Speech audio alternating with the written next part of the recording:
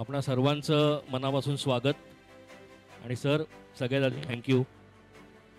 मी promise करतो की मी तुम्हाला 10 मिनिटात सोडेन. सरांचं दुबईचं फ्लाईट आहे, सर पासपोर्ट घेऊन आले आहेत आणि सरांनी मला मगासपासून ते दाखवत आहेत. सुरुवातीचा कार्यक्रम थोडासा लांबल्यामुळे पुढची सगळी शेड्यूल्स जी काही मागे पुढे झाली त्याच्यामुळे, पण तरीसुद्धा असं कमीत कमी वेळात अशा मान्यवरांकडून जास्तीत जास्त कसं एक्स्ट्रॅक्ट करून घेणं आणि ते काम मी करणार आहे व्यवस्थित. सो मित्रांनो, आपल्यात आज मी म्हणतो हा इंटरव्ह्यूचा कार्यक्रमच नाही, हा एक ऊर्जा स्रोत आहे. कारण हे दिग्गज मंडळी बसलेले आहेत इथे आणि एक प्रेरणा स्रोतसुद्धा आहे. पाटील काके आपल्यासमोर बसलेले आहेत. Cracking shark tank of India हा आजचा विषय आहे. तिकडे जाऊन त्यांच्यासमोर प्रेझेंट करून त्यांच्याकडनं इन्व्हेस्टमेंट घेऊन येणं हा भीम पराक्रम यांनी केलेला आहे. यांच्यासाठी एकदा जोरदार टाळ्या झाल्या पाहिजेत. आणि तुमच्याशी मी बोलणारच आहे, पण सुरुवात मी राजेश सरांपासून करतो. राजेश सरांबद्दल इकडच्या बऱ्याच जणांना तर माहितीच असेल. सेंट अँजेलो इन्स्टिट्यूट जेव्हा कॉम्प्युटर नुकते यायला लागलेले तेव्हा विजनरी विचार करून ती इन्स्टिट्यूट एवढी मोठी देशभरात प्रसिद्ध केलेले सर. आणि आता सर कोणत्या इंडस्ट्रीत नाहीत असा प्रश्न येतो. रिअल इस्टेट आहे, रेस्टॉरंट आहे, हेल्थ केअर आहे आणि वेगवेगळ्या इंडस्ट्रीत आणि प्रयोगशील उद्योजक म्हणून आपण त्यांना म्हणू शकतो. याशिवाय कित्येक आपल्यासारख्या उद्योजकांना ते सतत मार्गदर्शन करण्यासाठी तत्पर असतात. नेहमी एक helping hand, support, always guidance. इतकं मोठं व्यक्तिमत्व आहे, but he is always grounded आणि आपल्यासारख्यांना मदत करण्यासाठी ते तयार असतात. सरांचं पण आपण एकदा जोरदार टाळ्यांनी स्वागत करूया. आणि सर थेट आता प्रश्नाकडे येतो. म्हणजे पाटील काकी शार्क टँकमध्ये जाऊन आल्याच आणि ही दोन मंडळी आहेत त्यांच्याविषयी आपण बोलूच. पाटील काकी या ब्रँडमध्ये आपण इन्व्हेस्ट करावं असं तुम्हाला का वाटलं? सर्वप्रथम आपण चर्चेमध्ये नेहमीच म्हणतो की सामाजिक उद्योजकता याला आपल्याला पाठिंबा देणं गरजेचं आहे. तर लिप सर्व्हिस न ठेवता ॲक्च्युली आपण हे करणं फार महत्त्वाचं आहे. पाटील काकींबद्दल जेव्हा समजलं आणि पाटील काकींच्या टीमबद्दल टीमबरोबर जेव्हा मुलाखत झाली आणि त्यांचे जेव्हा पदार्थ आम्ही टेस्ट करून पाहिले, तर मला असं वाटलं की खरोखर ही फार योग्य कंपनी आहे. शार्क टँकवर जिंकणं किंवा शार्क टँकवर इन्व्हेस्टमेंट मिळवणं by itself is a qualification, पण त्याच्या व्यतिरिक्त सुद्धा अशा टाईपच्या कंपनीजना जर तुम्ही व्यवस्थित पाठिंबा जर दिला तर आपली महाराष्ट्रीयन आणि आपली मराठी संस्कृती प्रोडक्टच्या मार्फत फक्त महाराष्ट्रामध्ये नव्हे आणि देशभरात नव्हे तर जगभरात आपण पसरवू शकतो. अशा सोशल एंटरप्रेनर्सना आयडेंटिफाय करणं, त्यांच्यामध्ये फक्त इन्व्हेस्ट न करता त्यांना स्ट्रॅटेजिक इन्व्हेस्टर बनवून जास्तीत जास्त infrastructure support, relationship support, vision, mission, resources या सगळ्या गोष्टींची जर आपण उपलब्धी करून दिली तर नक्कीच पाटील काकींसारख्या कंपनीज जगभरात प्रसिद्ध होतील. आणि खरोखर एका छोट्याशा घरातनं जन्माला आलेली ही कंपनी, जिथे दारोदारी सामग्री विकली जायची, त्या परिस्थितीतनं निघून आज 6000 स्क्वेअर फीटची फॅक्टरी तलोजाला मांडणं ही खरोखर एक फार चांगला प्रवास मी असं मानतो.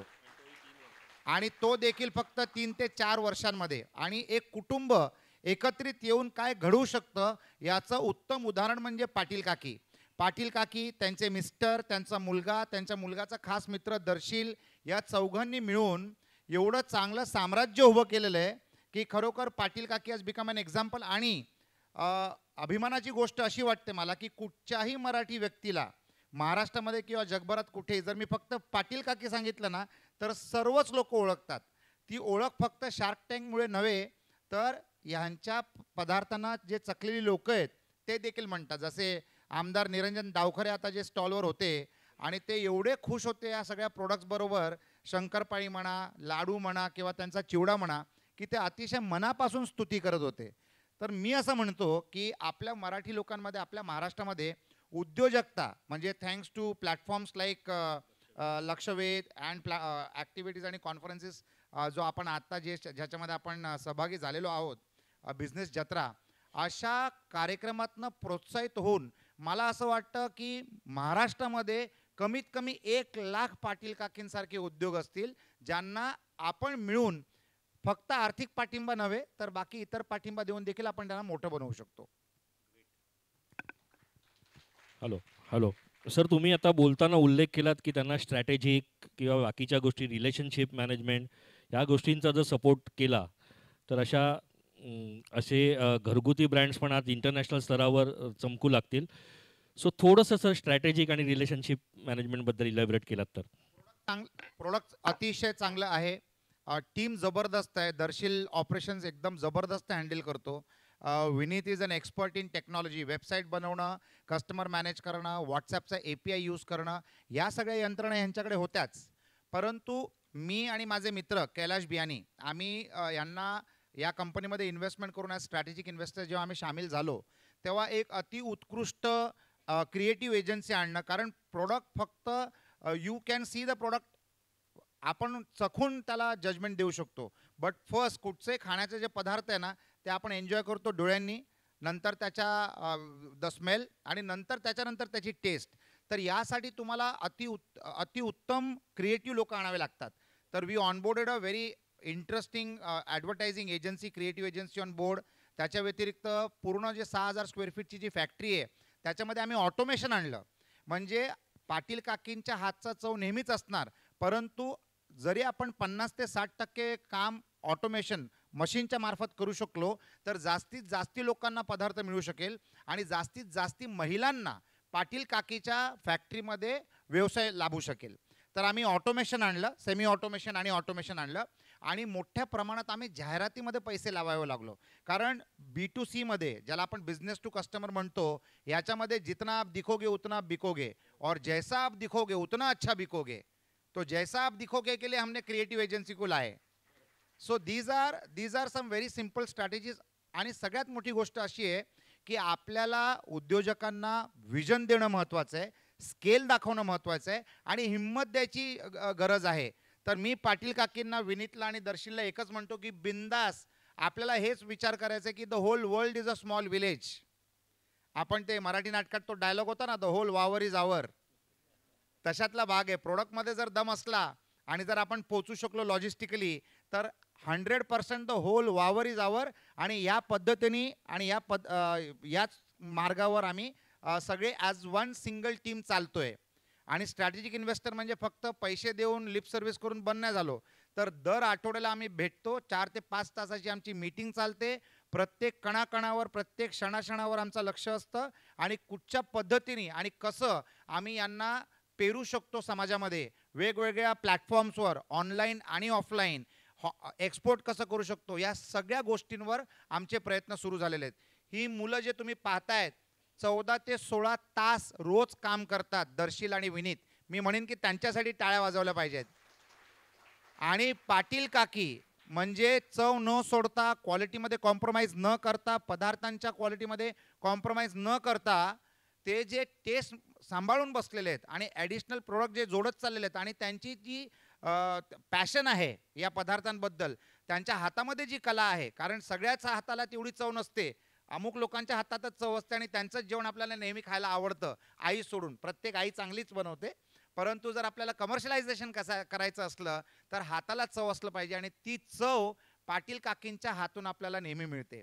दुसरी अभिमानाची गोष्ट मला अशी वाटते की पाटील काकीच्या मार्फत ज्या महिलांना उद्योजकतातर्फे वळण मिळालेलं आहे आणि ज्या महिला पाटील काकींच्या फॅक्टरीमध्ये जे काम करतात, तर त्यांना बघून असं मनाला समाधान वाटते की आज साधारणतः 35 ते 40 महिला काम करतात. परंतु आमची अशी इच्छा आहे की ही संख्या हजारोंमध्ये असावी, म्हणजे अनेक लोकांच्या हाती काम लाभेल. ही आमची ॲज स्ट्रॅटेजिक इन्व्हेस्टर माझी आणि कैलाश बियानींची याच्यामध्ये हा प्रामाणिक प्रयत्न आहे. सर म्हणजे तुमचा स्पर्श त्यांना झाला की ते सोनं ऑलरेडी होतंच, पण ते अजून झळाळून उठणार आहे त्याबद्दल वादच नाही. आणि तुम्ही इन्व्हेस्टमेंट त्याच्यात केलेली आहे. सो डेफिनेटली ती इन्व्हेस्टमेंट किती ग्रो होणार, कशी ग्रो होणार, याची सगळी विजनरी कॅल्क्युलेशन्स तुमच्याकडे असतील. तरीसुद्धा आमच्या सगळ्यांच्या कुतूहलाचा एक विषय म्हणून या मंडळींनी 2 ते 3 वर्षात 3 कोटीचा टप्पा ऑलरेडी गाठलेला आहे. म्हणजे 5,000 रुपयापासून सुरुवात करून. त्यांच्यासाठी एकदा टाळ्या होऊ देत. सो मला हा प्रश्न आहे सर, काय साधारण आपण बघतोय पुढे जाऊन येणाऱ्या 2 किंवा 3 वर्षात साधारण अजून आपलं व्हॉल्यूम कुठपर्यंत घेऊन जाण्याचा विचार आहे आपला? 3 ते 5 वर्षामध्ये आम्हाला या कंपनीला 100 कोटीवर न्यायचं आहे. सहज शक्य आहे, मोठा आकडा नसतो हा. आणि सगळ्यात मोठी गोष्ट म्हणजे आम्हाला ह्या कंपनीला स्टॉक एक्सचेंजवर लिस्ट करायचं आहे. तर एक घरात जन्माला आलेली कंपनी, पाटील काकींसारखी एक व्यक्ती स्टॉक मार्केटपर्यंत पोहोचू शकते, ही जर्नी आम्हाला गाठायची आणि ॲज अ एक्झाम्पल जगाला दाखवायचं आहे की जर तुमच्या मनात विचार आला तर ते साध्य होऊ शकतं. परंतु एकच सांगू इच्छितो सर्वांना की जेव्हा आपल्याला बिझनेस वाढवायचा असतो तेव्हा त्याच्यामध्ये फक्त पैशाकडे न बघता, जर पैसा कोणाचा आहे, जर तो व्यक्ती स्ट्रॅटेजिक इन्व्हेस्टर असला तर तो पैशाबरोबर तुम्हाला त्या पैशाची ताकद आणून देतो की याचा वापर कसा चांगल्या प्रकारे झाला पाहिजे आणि त्याच्यामुळे प्रगती होऊ शकते. मित्रांनो, एकच सांगेन, पैसा महत्त्वाचा असतोच, त्याला काहीच तोड नाही आहे. परंतु जर तुमच्याकडे मेंटॉर असला in the form of a strategic investor, mentor without a strategic investor is also welcome, परंतु mentor with a strategic investor, कारण त्याचं he becomes an interested party, तर तुमची प्रगती अतिशय वेगाने होऊ शकते. तर lookout for strategic investors, lookout as early as possible, परंतु be profitable before you become a looking out for a strategic investor. जर तुम्ही प्रॉफिटेबल असला तर तुम्हाला व्हॅल्युएशन चांगलं मिळतं. प्रत्येक धंद्यामध्ये मित्रांनो, सगळे उद्योजक आहात या रूममध्ये, एकच सांगतो की आपलं लक्ष फक्त ऑपरेटिंग प्रॉफिटवर असतं. धंद्यातला खरा प्रॉफिट ऑपरेटिंग प्रॉफिट नसतं, that is one part. The most important profit is the valuation.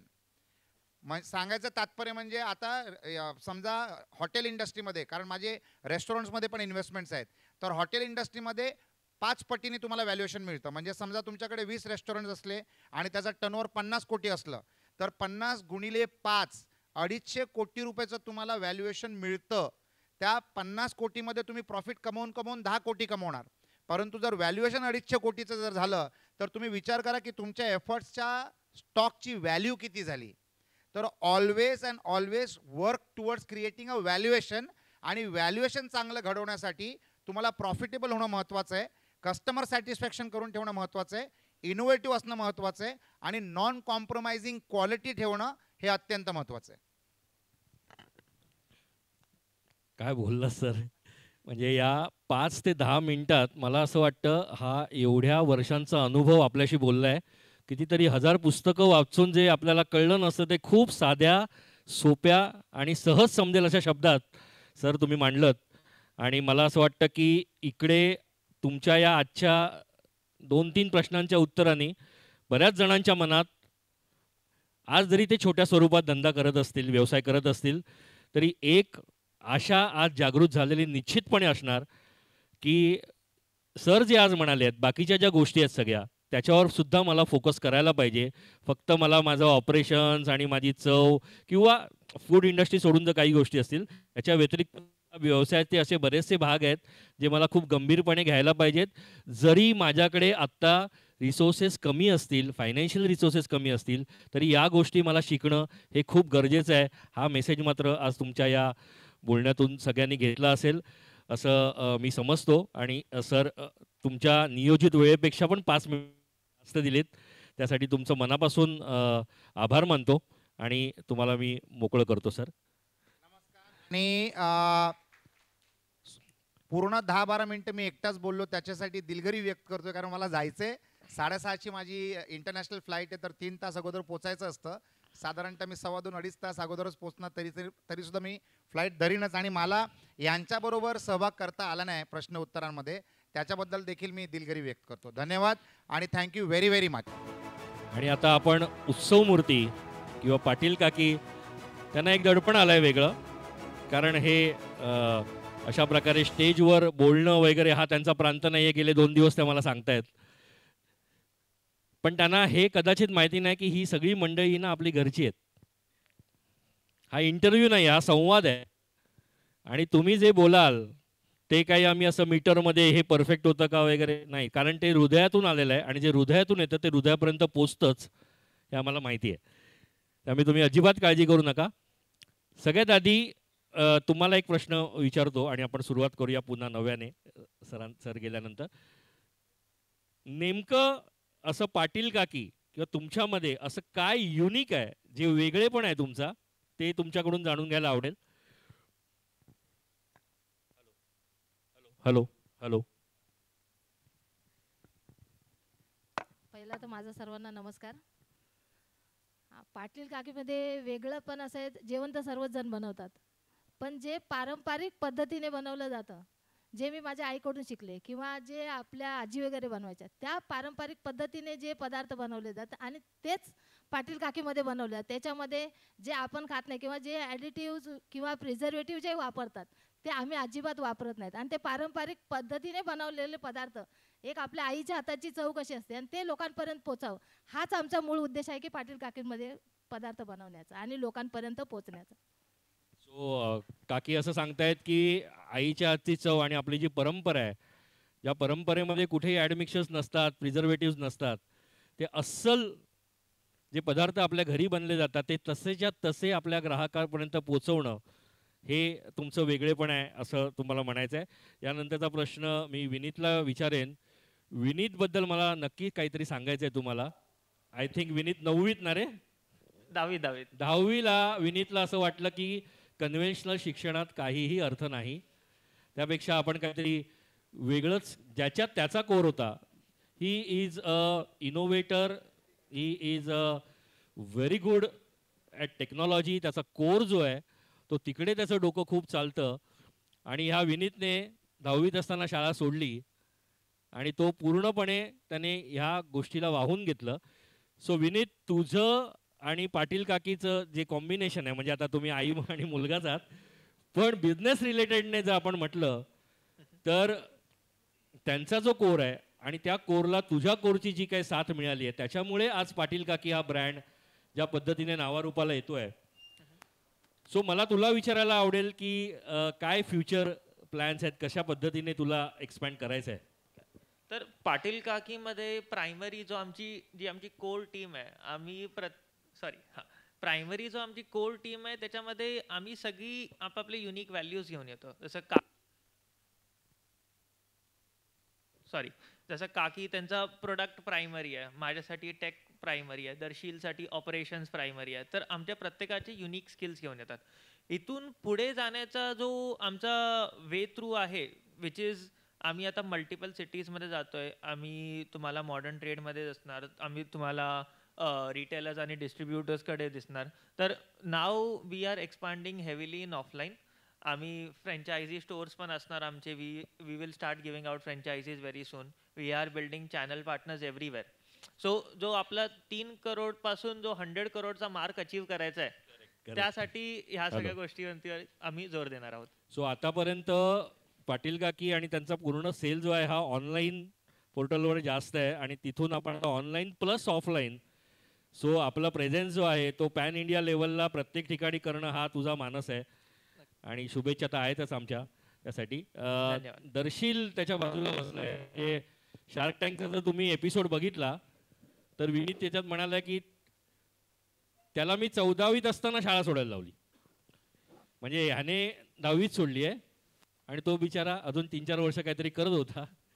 त्यालाही स्ट्राईक झालेला आहे की याचा काही उपयोग नाही. आपण जे आपला गुड आणि Vineet Darsheel is very good in branding आणि ऑपरेशन्स आता सगळी सांभाळतोय. कालच्या डिस्कशन्समध्ये आम्ही बोलत होतो, असं कळलं की प्रत्येक गोष्टीचं मायन्यूट ऑब्झर्वेशन करणं, ते लिहून ठेवणं, त्याचं ॲनालिसिस करणं आणि त्याप्रमाणे आपल्या स्ट्रॅटेजीमध्ये बदल करणं हे दर्शीलला खूप चांगलं जमतं. अँड नॉट ओनली दॅट, एक फक्त आपल्या बिझनेसमधलं त्याचं जे काय कॉन्ट्रीब्युशन आहे ते तर आहेच, पण आज दर्शील या दोघांबरोबर, म्हणजे असं आपण म्हणू शकतो की पाटील काकींचा दुसरा मुलगाच आहे तो, ज्या पद्धतीने तो त्यांना सोबत करतोय. सपोर्ट सिस्टीम यांच्या घरातच आहे. आणि दर्शीलला मला विचारायला आवडेल, दर्शील तुझ्या कामाचं थोडंसं स्वरूप आणि तुझं जे काही कॉन्ट्रीब्युशन आहे त्याबद्दल थोडंसं सांगशील तर बदल. तर मला मराठी एवढी चांगली येत नाही आहे, पण मी चालेल आपण बंबईया मराठी किंवा बंबईया हिंदी पण चालेल. आमची सगळी मंडळी ना खूप समजूतदार आहेत, ते बरोबर समजून घेणार, डोंट वरी. तर जेव्हा पाटील काकींची सुरुवात झाली, जेव्हा आम्ही ब्रँड सुरू केला, तर आमचे रोल्स अँड रिस्पॉन्सिबिलिटीज खूप वेगळे होते. ठीक आहे. So depending on the scale of the business your responsibilities will change. तर फ्लेक्सिबल राहणं हे खूप गरजेचं आहे. सो जेव्हा आम्ही स्टार्ट केलं होतं तर Vineet would go and make some deliveries. मी काकींबरोबर प्रोडक्शन बघत होतं. तर असं आमचं एक सेटअप होता. आणि जेव्हा जेव्हा आम्ही स्केल करायला जेव्हा आम्ही स्टार्ट केलं तर ते रोल्स अँड रिस्पॉन्सिबिलिटीज चेंज व्हायला लागले. आणि नंतर मला मार्केटिंग आणि ह्याच्या ब्रँडिंगचा मला खूप आवड आहे. तर तो डिपार्टमेंट मी बघायला स्टार्ट केलं. तर नंबर्स जे आहे, नंबर्स विनीत बघतो, टेक विनीत बघतो, पण प्लॅनिंग किंवा कॉर्डिनेशन असेल किंवा ब्रँडिंगसाठी काही ॲक्टिव्हिटीज असेल किंवा कस्टमर्स बरोबर काही टच पॉईंट्स असेल तर ते मला करायला मला खूप आवडतं. सो अँड ह्याच्याबरोबर I think team building is another important activity that is very important. Because as an entrepreneur तुम्हाला माहिती आहे की तुम्ही कशासाठी हे करताय. तुमचं जे बिझनेस आहे, धंदा आहे, तुम्ही कशासाठी स्टार्ट केलं आहे. पण तेच विजन आणि ते जो तुमचा गोल आहे, giving that to the team and making sure that message or that goal is penetrated properly throughout the team. That is very important, because when you start scaling, it is more of a team building. When you start, like I said, when the business is small, the roles and responsibilities are very limited. पण जेव्हा तुम्ही scale करायला start करतात तर responsibilities पण वाढतात. आणि त्याच्यासाठी making sure that the team is motivated is also equally important. Great. म्हणजे ॲट द एज ऑफ 21 ही दोन्ही मुलं सीझन मॅच्युअर्ड बिझनेसमॅन जसे बोलतात त्या पद्धतीने आपल्याशी कम्युनिकेट करतात. ग्रेट. थोडा शार्क टँकचा विषय आला म्हणून त्या विषयावर परत लाईट टाकतो. सो आपला आजचं टॉपिक आहे cracking shark tanks of India. म्हणजे शार्क टँकमध्ये जाऊन ते दिग्गज जे बसलेले असतात आणि ते किती हुशार आहेत, त्यांची ज्ञानाची आणि अनुभवाची पातळी किती आहे हे काय मी वेगळं सांगायची गरज नाही. पण त्यांच्या समोर जेव्हा तुम्ही प्रेझेंट करत होतात तर मला एक पर्सनल प्रश्न, काही दडपण वगैरे आलेलं का? म्हणजे दोघांनाही आहे हा प्रश्न, तुम्हालाही आहे? मला तर खूप दडपण आलेलं कारण मला त्यांच्यासमोर काय बोलायचं, मी 2 मिनिटं पूर्ण ब्लँक झाले होते, मला बोलताच आलं नव्हतं. नंतर हळूहळू मग मुलांसाठी मग ते समोरून खूप म्हणजे छान हे करत होते तिथले सर्व लोक. मला सर्व सांगायचे की नाही काकी घाबरू नका, काय बोला, ती पण माणसं आहे, तुम्ही माणसं, आपण बिंदासमध्ये बोला. पण तरी थोडंफार म्हणजे स्टेजवर गेले की किंवा असं बोलायला मग त्यांनी समोरून मला सांभाळून घेतलं. विचारायचे बरं आम्ही सांगू मराठीमध्ये, तुम्ही बोला. हा नंतर मग थोडं थोडं बोलायला मग कॉन्फिडन्स यायला लागला. विनीत, म्हणजे ते कोणत्या प्रकारचे प्रश्न विचारतील याची पूर्वतयारी तर तू म्हणजे बाकी शार्क टँकचा अभ्यास निश्चितच केला असणार, आणि तरीसुद्धा एक वेगळ्या प्रकारचं एक प्रेशर असतं नाही का, म्हणजे इतक्या दिग्गज लोकांसमोर. सो त्या प्रश्नांची तयारी आणि त्याला तू फेस केलेलं ते सगळं, ते शार्क टँकचा तर एपिसोड आहेच, पण तरीसुद्धा मला तुझ्याकडून जाणून घ्यायला आवडेल की काय नेमकी मनस्थिती होती त्यावेळी त्यांना फेस करताना. तर जेव्हा शार्क टँकचा एपिसोड होता, एक गोष्ट जी आमच्यासाठी चांगली झाली होती की आम्ही शार्क टँकच्या राऊंडच्या आधी आम्ही एक फंडिंग राऊंड आधीच रेस केला होता. तर जस्ट बिकॉज आम्ही तो एक फंडिंग राऊंड रेस केला होता, आम्हाला आधीच खूप एक्सपिरियन्स होता की लोक काय प्रश्न विचारणार, लोक पिचमध्ये काय काय इश्यूज काढणार आहेत, लोकांना काय काय स्केलेबिलिटीमध्ये इश्यूज येणार आहेत. तर आमच्याकडे उत्तरं खूप सारी तयार होती पहिल्यापासूनच. तर तो एक आमच्यासाठी बेनिफिशियल पॉइंटर होता. सेकंड इज जेव्हा आम्ही ह्याच्यावरती गेलो, म्हणजे शो ऑन एअर होणार आहे तर थोडी नर्वसनेस तर नेहमी असतेच, that is given. But apart from that I always believe in clear communication, की तुम्हाला ही गोष्ट आहे, त्याच्यामध्ये हे XYZ पॉइंटर्स आहेत, यू कम्युनिकेट दॅट डिरेक्टली. समोरचा माणूस आहे तो पण समजून घेणार. And at the end everyone is appreciative about clear and crisp communication. तर जो शार्क टँकचा एपिसोड आपल्याला TV वरती दिसतो, it is just 15 minutes. Real pitch is about 1 to 1.5 hours. हो, म्हणजे एवढं सगळं एडिट करतात. हो, म्हणजे ती 15 मिनिटातली जी कसरत आम्ही बघितली आहे त्याच्याही पेक्षा जवळजवळ 4 ते 5 पटीने जास्त आहे. नक्की. आणि हे सगळं फेस करून आले आहेत तुम्ही. हो.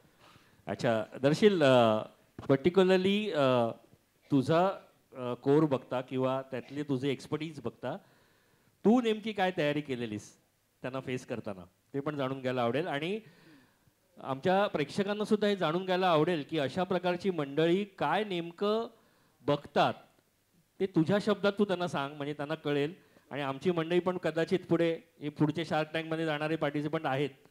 आज ते स्फूर्ती घेणार आहेत, इथून इन्स्पिरेशन घेऊन त्यातला किमान 10% 20% लोक तरी जाणार. तो त्यांना ती तयारी करायला मिळेल. आज तू बोलतोस त्याच्यामुळे प्लीज. हां, तर जसं विनीत म्हणाला की we had already raised a round right. तर आम्ही ते फेस केलं होतं, इन्व्हेस्टर्सना फेस केलं होतं आणि त्यांचे जे प्रश्न असतात ते आम्ही फेस केले होतात अगोदरच. तर जेव्हा तुम्ही पिच करतात ना, तर तुमच्या इंडस्ट्रीचे ना काही KRS किंवा KPIs असतात की हे sir if we are operating in food, तर फूडमध्ये मार्जिन्स आहेत, ऑपरेटिंग कॉस्ट किंवा तुमचा केपेक्स किती लागणार आणि तुमचा फोरकास्टिंग काय असेल for the next 5 years right sir. तर ते basic there is a structure depending on which industry you are operating in.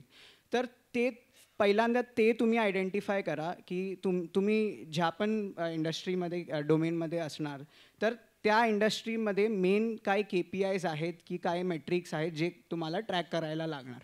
आणि एकदा ते तुम्हाला क्लिअर झालं की हे हे 10 की हे 15 मेट्रिक्स आहेत, तर after that things will become very simple.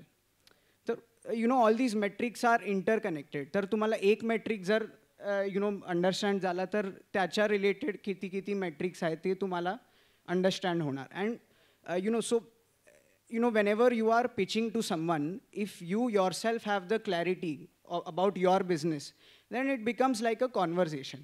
So you have to reach to that level wherein it becomes more like a conversation and less like an interview. वा, म्हणजे तो संवादाच्या लेवलपर्यंत, पातळीपर्यंत त्याला नेऊन ठेवणं आणि त्याच्यासाठी पूर्वतयारी अभ्यासाची आणि आपल्या इंडस्ट्रीला सखोल अभ्यास करणं, हे गमक आय थिंक विनीत दर्शीलने सांगितलं आहे. विनीत, तुला विचारायला आवडेल, म्हणजे 5,000 ते 3 कोटी हा प्रवाससुद्धा सोपा नसणार याबद्दल, म्हणजे त्याच्यासाठी किती पेन्स आणि त्या लेबर पेन्समधनं तुमची अख्खी ऑर्गनायझेशन गेलेली असणार हे मी जाणतो आणि इकडचा प्रत्येक उद्योजक जाणतो. तरीसुद्धा आमच्या मंडळींना काही प्रश्न असतील, म्हणजे अगदी कदाचित आज 3 करोडला पोचल्यानंतर तुमचा माइंडसेट कदाचित त्या गोष्टीतून गेल्यानंतर वेगळा झालेला असेल, पण आमच्या मंडळींना हे बेसिक प्रश्न असतात की 5,000 ते 3 करोडमध्ये जाताना कोणती चॅलेंजेस तुम्हाला आली आणि तुम्ही ती कशी ओव्हरकम केली, त्यावेळी तुमची मानसिक स्थिती कशी होती, याबद्दल पण थोडासा लाईट टाकला असता जरा बरं होईल. नक्कीच. तर आमच्यामध्ये एक गोष्ट जी होती, जेव्हा आम्ही बिझनेस स्टार्ट केला होता पाटील काकी राईट, आमच्याकडे प्रायर एक्सपिरियन्स नव्हता. We were not experience founders right, like a lot of people. तर आम्ही इनिशियली काय चुका केल्या आणि त्या चुकातून आम्ही काय शिकलो ते सांगतो आम्ही त्यात. ठीक आहे. तर one major mistake that we did initially was की नॉट अंडरस्टँडिंग कॅश फ्लो आणि फायनान्सेस. करेक्ट. तर सुरुवातीचे काही महिने आम्हाला त्यामुळे इश्यू झाला. We got a very good CA friend on board, Tushar Mohite म्हणून आहेत, व्हेरी क्लोज फ्रेंड. बट त्याच्या आल्याने आमचा तो प्रॉब्लेमच solve. He thought as everything we got to know. At the end in business everything is cash flow. That is what we got to know. Your P&L is also good to see and good to show, but cash flow is always your reality. तर मी थोडंसं थांबवतो. Cash flow मॅनेजमेंटबद्दल Vineet बोलतोय. So जो आपल्याकडे जो आवक आणि जावक याचा जो रेशो असतो आणि तिकडे आपलं लक्ष असणं खूप गरजेचं आहे हे विनीत सांगतोय. आणि तो असं सांगतोय की आधी याबद्दल माहिती नव्हती किंवा ज्ञानच नव्हतं, पण त्यांनी कंपनीत हे माहिती असणारा एक CFO आणला. हा सुद्धा खूप महत्त्वाचा भाग आहे यातला. करेक्ट. तर that is one problem. Second problem is at the end as founders our job is HR. आपल्याला माणसं जोडता आली पाहिजे, आपल्याला समजता आलं पाहिजे की कोणत्या माणसाकडून काय काम करून घ्यायचं आणि त्यांना कोणत्या पोझिशनवरती आपल्याला ठेवायचं आहे, त्यांना ॲप्रिशिएट करणं. At the same time also eliminating or firing people is very important. नारळ देणं सुद्धा योग्य वेळी हे गरजेचं आहे आणि तिथे कुठेतरी मराठी माणूस भावनिक होतो आणि मग स्वतःचं नुकसान करून घेतो आणि कदाचित याच्यातून तुम्ही पण गेला असालच. नक्कीच. आमच्यासाठी पण एक प्रोसेस होती ज्यामुळे आम्ही ऑन द वे आम्ही शिकलो की what are the type of characteristics जे तुम्हाला हायर करताना बघितले पाहिजे. जसं commitment level. No matter at any pay scale you hire. तुम्ही कुणाला एक इंटर्न म्हणून हायर किंवा एक एक्सपिरियन्स पर्सन हायर करा, but if you do not have commitment in the person then there is no point in hiring. Great. तर अशा टाईपचे आमचे लर्निंग सो होते. People during the management related challenges येतात का journey. अजूनही ऑनगोईंग ऑपरेशन्समध्ये दर्शील? चॅलेंजेस तर असणारच, but you know at different levels तुम्हाला रिक्वायरमेंट्स काय आहे ते तुम्ही लिहून घ्या आणि नंतर तुम्ही ते कम्युनिकेट करा एम्प्लॉईना. आणि जर तुमचा एक यु नो मॅच झाला तर then there is no challenge, आणि जर मॅच नसेल तर you have to take a hard call sometimes. Great. हा प्रश्न तुम्हा तिघांनाही आहे. What next? काय बघताय? म्हणजे मी राजेश सरांना तर विचारलंच आहे, पण एक आदर्श ऑर्गनायझेशन पाटील काकी ॲज अ ब्रँड म्हणा, ॲज अ संस्था म्हणा, तुमच्या प्रत्येकाच्या नजरेतून तुम्ही काय बघताय? आपल्याकडे शेवटची 5 मिनिटं आहेत, म्हणजे अगदी काय म्हणतात रॅपिड फायर आहे असं आपण समजू. कारण मला विनीतने रिक्वेस्ट केलेली आणि दर्शीलने की त्यांची एक 2 मिनिटाची क्लिप आहे, हे झाल्यानंतर आपण ती लगेच दाखवणार आहोत, राईट? What next? सी, फूडमध्ये एक सर्वात जास्त इम्पॉर्टंट गोष्ट आहे विच इज ॲक्सेसिबिलिटी. तुमचं जेवण ॲक्सेसिबल असणं खूप, जसं आता आपण ह्या कॉन्फरन्स रूममध्ये आहोत, ह्या कॉन्फरन्स रूममध्ये एकच गोष्ट भेटते, तर तुम्ही दुसरं कधी काही विकत घेऊ नाही शकत, कारण तुम्हाला ह्या कॉन्फरन्स रूमच्या आतमध्येच राहायचं आहे आणि तुम्हाला कन्व्हिनियंटली तीच भेटणार आहे. तर being accessible is very very important in food. The number of touch points you have with your customer where in your customer can buy your product. ते ऑनलाईन झालं, मॉडर्न ट्रेड झालं, खालचं नक्की बिल्डिंगच्या खालच्या दुकानवाल्याकडे पण असणं गरजेचं आहे आपल्याकडे. तर what we want to do next is be in every corner of the country, then be in every corner of the world, आणि नंतर जर इलॉन मस्कनी मार्सवरती पण काय बनवलं तर तिकडे सुद्धा आम्ही घेऊन जाऊ पाटील काकीला. क्या बात आहे. म्हणजे खरंच अभिमानाची गोष्ट आहे. 21 वर्षाचा मुलगा ज्या आत्मविश्वासाने हे सांगतोय की मी जगाच्या कोपऱ्या कोपऱ्यात असेल आणि त्याच्याही पलीकडे जर काय असेल तर अवकाशात सुद्धा आपण काय करू शकतो. ग्रेट. काकी तुम्ही काय सांगाल? मी काय सांगणार, आता मुलांनी तर सांगितलंय, त्यांना मी साथ देणार. एवढं सांगेन की त्यांना माझी जेव्हा गरज आहे त्यांना तर आम्ही त्यांच्या पाठीशी पूर्णपणे उभे आहोत. मी आणि माझे मिस्टर, आम्ही तर प्रोडक्शन पूर्ण माझ्याच हातात असतं, त्याच्यामुळे त्यांना काय पाहिजे किंवा त्याच्यामध्ये अजून काय नवीन करायचं आहे त्याची मदत हे मी नवनवीन पदार्थ अजून, कारण प्रॉडक्ट रेंज आपण वाढवतोय. बरोबर. सो हे ह्याच्या मागचं संशोधन किंवा त्याच्या मागे रिसर्च किंवा ह्या गोष्टीमध्ये तुम्ही सातत्याने असता का? मी त्याच्यात मी किचनमध्ये पूर्ण दिवस आम्ही तिकडेच असतो फॅक्टरीमध्ये. असं कधी झालंय का की मी ठरवलं पण मनासारखं नाही झालं, असं झालंय कधी? होतं ना, कितीतरी वेळ होतं. कोणी म्हणजे मी केलं किंवा मुलं कोणाकडून करून गेलं तर चुकतात, ते मला पण नाही आवडत कधी कधी. असं नाही, असं केलं, हे असं नाही झालं तर मी ते पूर्ण बॅच रिजेक्ट करून टाकते की नाही, आज गेलीच नाही पाहिजे पुढे बॅच ही. मग अशी कोणती गोष्ट आहे की ज्याच्यात तुम्ही कधीही कॉम्प्रोमाइज करणार नाही, पाटील काकी कितीही मोठं झालं तरी? अशी कोणती एक गोष्ट आहे? क्वालिटीमध्ये तर कधीच नाही करणार. अच्छा. कारण लोकांना द्यायचं आहे ते, जे मी बनवते ते प्रामाणिकपणे बनवलेलं आहे आणि ते प्रामाणिकपणे लोकांपर्यंत चांगलंच गेलं पाहिजे. हे आम्ही सुरुवातीपासून आहे की क्वालिटीमध्ये किंवा तुमच्या सामानामध्ये काही जे आपण पदार्थ वापरतो त्याच्यामध्ये अजिबात कधी म्हणजे आता पाटील काकी इथे असू किंवा अजून जगभर जाऊ दे किंवा काही होऊ दे, पण त्याच्यामध्ये कॉम्प्रोमाइज नाही होणार. वा, क्या बात आहे. सो मगाशी दर्शील म्हणालेला की आम्ही जेव्हा इन्व्हेस्टरशी बोलतो तेव्हा एक ट्रान्सपरन्सी कम्युनिकेशनमध्ये पाहिजे. पाटील काकी आता जे बोलल्या त्यांची ट्रान्सपरन्सी ही त्यांच्या विचारात आहे की मी कितीही मोठी झाली पुढे जाऊन, ही संस्था, ही कंपनी कितीही मोठी झाली तरी या गोष्टीशी मी तडजोड कधीही करणार नाही. बॅचच्या बॅच रिजेक्ट करणं हे जितक्या सहजतेने त्या बोलतायत तेवढं करणं इतकं सोपं नाही आहे. किती लाखाचं नुकसान होऊ शकतं हे ह्या 3 मंडळींना माहिती आहे, त्यासाठी ते सतर्क आहेत. पण देव न करो कधी अशी चूक झालीच तर ते रिजेक्ट करण्याची क्षमतासुद्धा ते मानसिकरित्यासुद्धा ठेवतात. मला असं वाटतं इतके पवित्र किंवा शुद्ध विचारसरणीने जेव्हा आपण मेहनत करतो, एक अख्खं कुटुंब त्या मेहनतीला साथ देतं आणि हे सगळे प्रामाणिक प्रयत्न जेव्हा वरचा ईश्वर बघत असतो तेव्हा पाटील काकीसारख्या या कुटुंबाला यश मिळणं हे तर अपेक्षित होतंच आणि ते पुढे जाऊन सुद्धा खूप भरभरून मिळो. पाटील काकी हा ब्रँड आपल्या महाराष्ट्रात, देशात आणि पुढे जाऊन जगभरात इतका प्रसिद्ध हो की आपण आज या कॉन्फरन्स हॉलमध्ये जितकी मंडळी बसली आहे ती अभिमानाने सांगू की या पाटील काकी, हा विनीत, हा दर्शील यांना आम्ही प्रत्यक्ष भेटलेलो, त्यांना प्रत्यक्ष बोलताना आम्ही ऐकलेलं आणि आज हा जो ब्रँड आहे याचा आम्हाला, मराठमोळ्या ब्रँडचा आम्हाला मनापासून अभिमान आहे. हे आपल्या मनात येऊ अशी त्या परमेश्वराकडे मी प्रार्थना करतो. तुमचा किमती वेळ खरं तर 40-45 मिनटं खरं तर खूप अपूर्ण आहेत. ह्यांना पण खूप ऐकायचं, पण वेळेची बंधन असतात, मर्यादा असतात. पुन्हा कधीतरी वेळ मला तर सविस्तर बघायला आवडेल. मी सगळ्यांना विनंती करेन की शार्क टँकमधला यांचा एपिसोड तुम्ही नक्की बघा.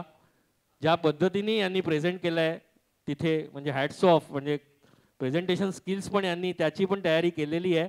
सो यांच्या या पुढच्या सगळ्या फ्युचर प्लॅन्सला आपल्या लक्षवेध परिवारातर्फे, लक्षवेध इन्स्टिट्यूटतर्फे आणि तुम्हा सर्वांतर्फे खूप भरभरून शुभेच्छा. तुमच्या सगळ्यांचे आभार आणि सगळ्यात जास्त आभार इकडे बसलेल्या सगळ्या आमच्या प्रेक्षक वर्गाचे, ज्यांनी ही खूप इंटरेस्टिंग सक्सेस स्टोरी तितक्याच पेशंटली ऐकली. तर तुम्हा सगळ्यांचे आभार मानतो. आणि आपण ही क्लिप बघतोय का? येस. आणि ती क्लिप चालू होईपर्यंत मी सन्मान करून घेऊ का यांचा, म्हणजे तेवढा आपला वेळ वाचेल.